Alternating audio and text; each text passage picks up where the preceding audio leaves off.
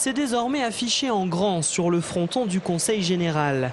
L'État doit 90 millions d'euros au département du Puy-de-Dôme. Jean-Yves Goudbel a fait le calcul en étudiant tous les transferts de compétences effectués par l'État entre 2002 et 2009.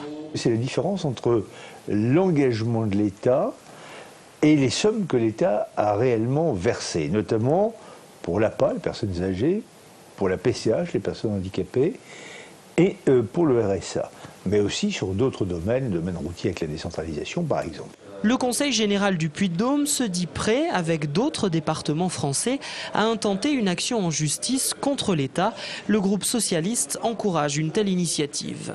Les contribuables de ce département ne sont rien d'autre, aux yeux de l'État, que des banquiers. Nous prêtons de l'argent à l'État, sans intérêt pour l'instant, à hauteur de 90 millions d'euros, alors que notre département a de vrais besoins financiers, comme tous les départements de France d'ailleurs. À droite, en revanche, on refuse d'entendre parler de désengagement de l'État.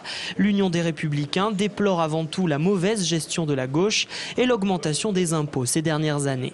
Si l'on cumule l'évolution des taux et des bases, cela représente 160 millions d'euros qui sont rentrés en plus depuis 2004 dans les caisses du département, ce qui veut bien dire que c'est plus important que ce que l'on réclame à l'État, et ce qui veut bien dire que l'état des finances aurait dû être au moins préservé, et malheureusement on constate qu'il est très dégradé.